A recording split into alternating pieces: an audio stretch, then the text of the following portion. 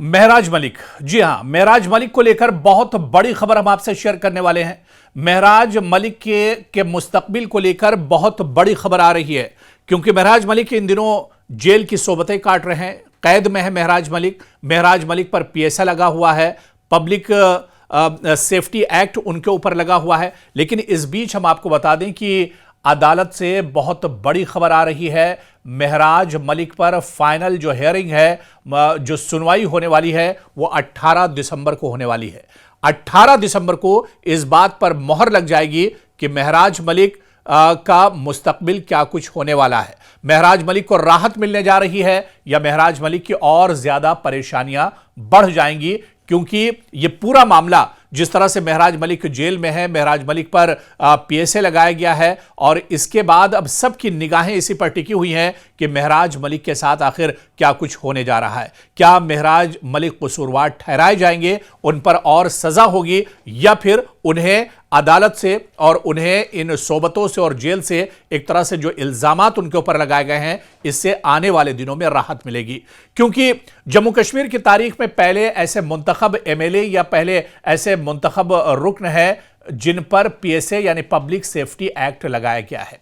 और ऐसे में जब पब्लिक सेफ्टी एक्ट पीएसए महराज मलिक पर लगाया गया था, उस वक्त पूरे जम्मू कश्मीर में आवाज उठी थी। जम्मू कश्मीर के वजीर आला उमर अब्दुल्लाह ने भी इस पर एतराज किया था, मुख्तलिफ पार्टियों के लीडरों ने भी इस पर एतराज जताया था, और यहां तक कि महराज मलिक की गिरफ्तारी के खिलाफ उन पर पीएसए लगाए जाने को लेकर बड़े पैमाने पर दस्तखती मुहिम भी चली थी और लोगों ने यह डिमांड की थी कि महराज मलिक पर जो पीएसए लगाया गया है यह कानून के तहत नहीं है और महराज मलिक के ऊपर से यह इल्जाम दरअसल हटना चाहिए और पीएसए उनके सर से हटाया जाना चाहिए। हालांकि पूरा मामला अब कानूनी पहलू के हिसाब से अगर देखा जाए, पूरा मामला अब अदालत में है। महराज मलिक पूरी मजबूती के साथ इस पूरे मामले को एक तरह से कानूनी एतबार से लड़ रहे हैं और अदालत में पूरा मामला है, और आने वाली 18 दिसंबर को इस पूरे मामले में फाइनल सुनवाई होने वाली है, यानी जो हतमी फैसला है वो एक तरह से आने वाला है। और इसी वजह से सबकी निगाहें अब अदालत पर टिकी हुई हैं कि आखिर यह फैसला क्या कुछ होगा, क्योंकि जम्मू कश्मीर में कानून, सियासी नुमाइंदगी और शहरी हुकूक के तनाजुर में गिरफ्तारी और प्रोसिक्यूटर कार्रवाई का मामला हमेशा बहुत सेंसिटिव होता है, बहुत हसास होता है, खुसूसन जब मामला एक मुंतखब रुकन असेंबली यानी अवाम के नुमाइंदे का हो। ऐसे में गिरफ्तारी न सिर्फ फर्द की जाती आजादी का सवाल बनती है, बल्कि जमहूरियत और नुमाइंदगी के उसूल भी जेर बहस आते हैं।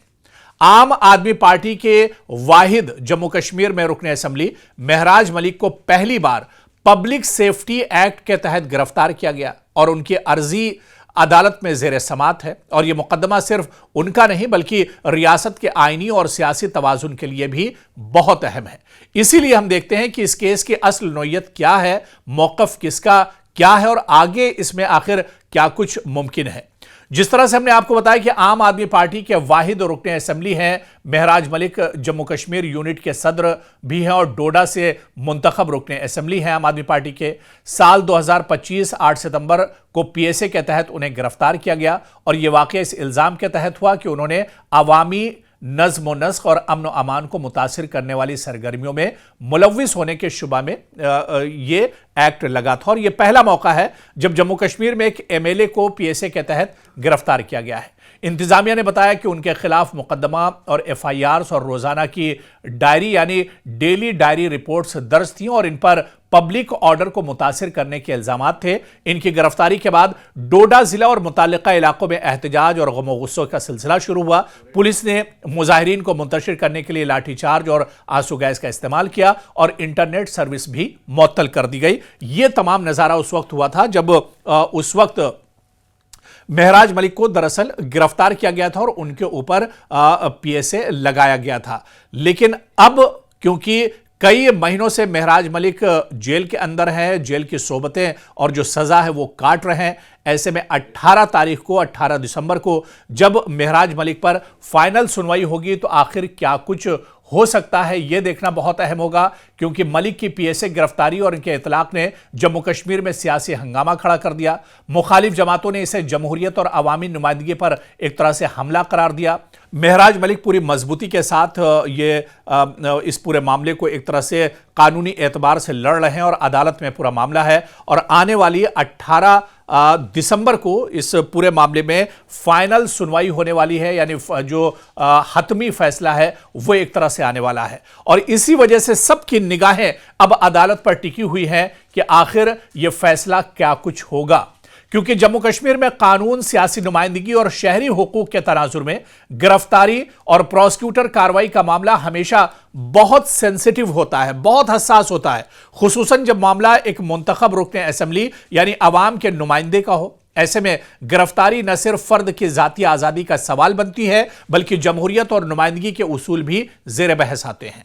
आम आदमी पार्टी के वाहिद जम्मू कश्मीर में रुकने असेंबली महराज मलिक को पहली बार पब्लिक सेफ्टी एक्ट के तहत गिरफ्तार किया गया और उनकी अर्जी अदालत में जेर समात है। और यह मुकदमा सिर्फ उनका नहीं बल्कि रियासत के आईनी और सियासी तवाजुन के लिए भी बहुत अहम है।